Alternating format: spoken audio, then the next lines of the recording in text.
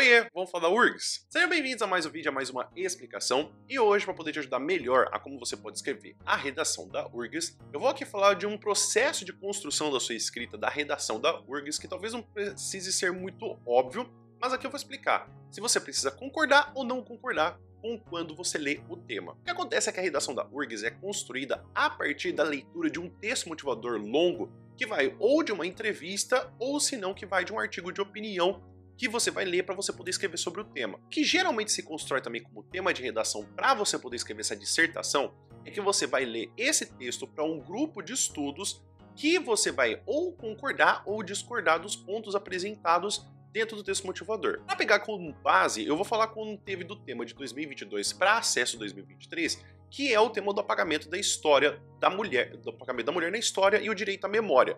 Nele, você tinha que fazer um texto, que era uma dissertação, que seria lido para um grupo de estudos sobre você concordando ou discordando com os pontos apresentados pelo texto. O que vai acontecer é que quando você vai ler todo o texto motivador, você percebe que há pontos que você pode concordar e pontos que você pode discordar. O que vai acontecer dentro dessa construção também é que o próprio enunciado diz para você que você pode ou concordar ou discordar. Então a primeira coisa que eu quero que você entenda é: não, você não precisa concordar com o autor quando você precisa escrever uma redação para URGS. O que vai acontecer é que, infelizmente, você não vai ter sempre uma parte que vai te ajudar a discordar do ponto de vista de quando tem um texto motivador da URGS. Não é nem por conta do tema ou um motivo de lacração, é porque às vezes é muito mais fácil você concordar com o que está sendo apresentado para você na redação com o texto motivador do que discordar, porque isso funciona mais ou menos da seguinte forma: você tem um texto que apresenta uma opinião, e aí, para você poder conseguir concordar com uma pessoa,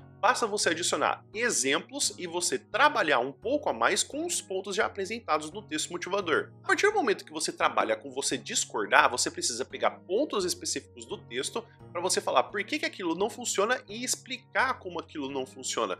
Então isso significa que você tem que pegar pelo menos uns 2 ou 3 passos a mais de informações que não estão dentro do texto motivador para você poder discordar do ponto. Eu, sinceramente, acho que é muito mais fácil quando você tem que concordar com o que é apresentado do texto motivador do que quando você tem que discordar. Mas de nenhuma forma você perde pontos por você discordar da opinião do texto motivador. O que pode acontecer é que tem muita gente que acha porque tem que discordar não tem que passar pelo processo argumentativo. Tem muita gente que acha que quando se fala de opinião, a opinião tem que ser respeitada e é por isso que se ganha a nota 10 na redação. O problema é que quando a gente fala de argumentação e de dissertação, a gente tem que falar de um tema, a gente tem que falar por que ele é um problema social e como que ele funciona.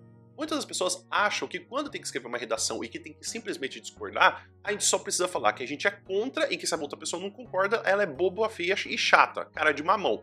Só que esse é o problema, não é só simplesmente isso. Você precisa falar por que você tem essa opinião, como que essa opinião ela funciona e a partir de como que você consegue mostrar com exemplos que isso é uma coisa que se repete e não simplesmente mera opinião ou ponto de vista. Então esse é o problema. Quando você tem que concordar, geralmente você já tem o porquê e o como no texto motivador. E aí você só adiciona um repertório, então é muito mais fácil.